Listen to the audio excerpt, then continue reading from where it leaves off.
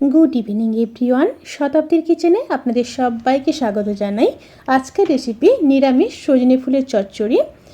আর শীত চলে যাওয়ার এই সময়ে সজনে ফুল বাজারে খুব পাওয়া যায়, আর এটি খাওয়া শরীরের জন্য ভীষণই উপকারী এবং রোগ প্রতিরোধেও সাহায্য করে। রেসিপিটি গরম ভাতের সাথে অসাধারণ লাগে। রান্নাটি ভীষণই সহজ, খুবই অল্প সময়ে হয়ে যায়। অবশ্যই ট্রাই করবেন। তাহলে চলুন শুরু করা যাক আজকের এই সহজ এবং সুস্বাদু রেসিপি। এই রেসিপির জন্য আমি এখানে প্রায় 200 গ্রাম সজনে ফুল নিয়ে নিয়েছি। সজনে ফুলগুলোকে ভালোভাবে বেছে ধুয়ে তারপর ফিরে আসছি। প্রথমে কড়াইতে সর্ষের তেল দিয়ে দেব। তেলটা গরম হয়ে গেলে কয়েকটা বড়ি ভেজে নেব।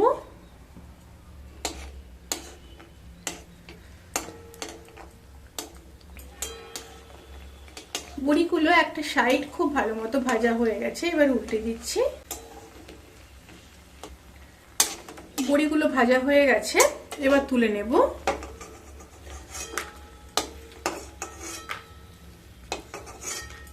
এবার একটা মিডিয়াম সাইজের কেটে রাখা বেগুন ভেজে নেব। খুব সামান্য লবণ দিয়ে দিলাম। এবার বেগুনগুলোকে খুব ভালো করে ভেজে তুলে নেব। বেগুনগুলো খুব ভালো মতো ভাজা হয়ে গেছে, এবার বেগুনগুলোকে তুলে নেব।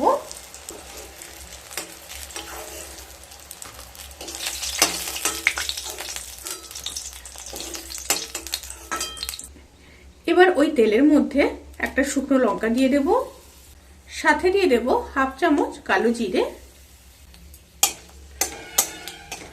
তেল থেকে যখন সুন্দর একটা স্মেল বেরোতে শুরু করবে, সেই সময় কেটে রাখা দুটো মিডিয়াম সাইজের আলু দিয়ে দেব। একটু নেড়ে নেব। এবার দিয়ে দিচ্ছি 4 পিস কেটে রাখা বড় সাইজের সিম। সাথে দিয়ে দেব পরিমাণ মতো লবণ,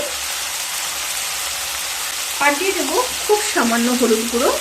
এই রেসিপির ক্ষেত্রে আপনারা চাইলে হলুদ গুঁড়ো ব্যবহার করতে পারেন, আবার নাও ব্যবহার করতে পারেন। আমি এখানে খুবই সামান্য হলুদ গুঁড়ো ব্যবহার করলাম। খুব ভালোভাবে মিশিয়ে নেব। মিশিয়ে নিয়ে আলু আর সিমকে লো স্টিমে 1 থেকে 1.5 মিনিট রান্না করে নেব।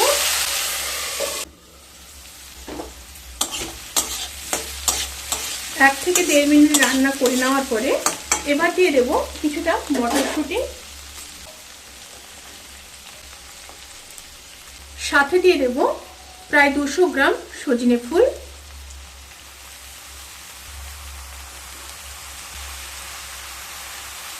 এবার খুব ভালোভাবে মিশিয়ে নেব।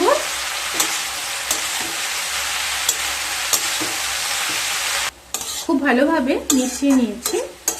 এবার লো স্টিমে ঢাকা দিয়ে সবজি সেদ্ধ হওয়া পর্যন্ত অপেক্ষা করব।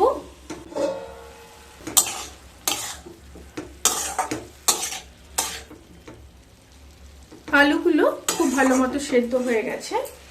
এবার ভেজে রাখা বেগুনগুলোকে দিয়ে দেব, সাথে ভেজে গুঁড়ো করে রাখা বড়িগুলোকে দিয়ে দিচ্ছি। আর দিয়ে দিলাম 2 চামচ সর্ষে পোস্ত আর কাঁচা লঙ্কা বাটা। এখানে আমি 1 চামচ সর্ষে, 1 চামচ পোস্ত আর একটা কাঁচা লঙ্কা বেটে নিয়েছি। এবার খুব ভালো মতো মিশিয়ে দেব। মিশিয়ে দিয়ে আবারও ঢাকা দিয়ে 1 থেকে 1.5 মিনিট রান্না করে নেব লো টু মিডিয়াম স্টিমে। রান্নাটা যখন প্রায় হয়ে আসবে, সেই সময় দিয়ে দেব 2টো চেরা কাঁচা লঙ্কা, হাফ চামচ চিনি টেস্ট ব্যালেন্স করার জন্য। আপনারা যদি না চান তাহলে কিন্তু স্কিপ করতে পারেন। আর দিয়ে দেব কিছুটা ধনেপাতা, আর ওপর থেকে অতি অবশ্যই কাঁচা সর্ষের তেল দিতে হবে। এবার খুব ভালো মতো মিশিয়ে নেব।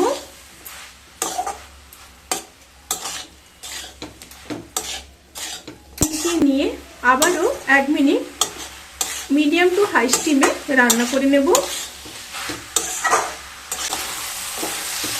রান্নাটি কিন্তু সার্ভ করার জন্য একদম রেডি। এবার গ্যাসের ফ্লেমটাকে অফ করে ঢাকা দিয়ে 10 থেকে 15 মিনিট স্ট্যান্ডিং টাইমে রেখে তারপর সার্ভ করব।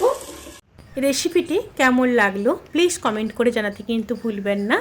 যদি ভালো লেগে থাকে তাহলে সাবস্ক্রাইব করে পাশে থাকা বেল আইকন প্রেস করে নোটিফিকেশান অল করে রাখবেন। তাতে করে আমি যত রেসিপি দেব সমস্ত লিঙ্ক আপনাদের কাছে পৌঁছে যাবে। আপনারা সবাই ভালো থাকবেন, সুস্থ থাকবেন, সাবধানে থাকবেন। আজকের মতো এই পর্যন্ত। পরের ভিডিওর জন্য অপেক্ষা করুন। টাটা।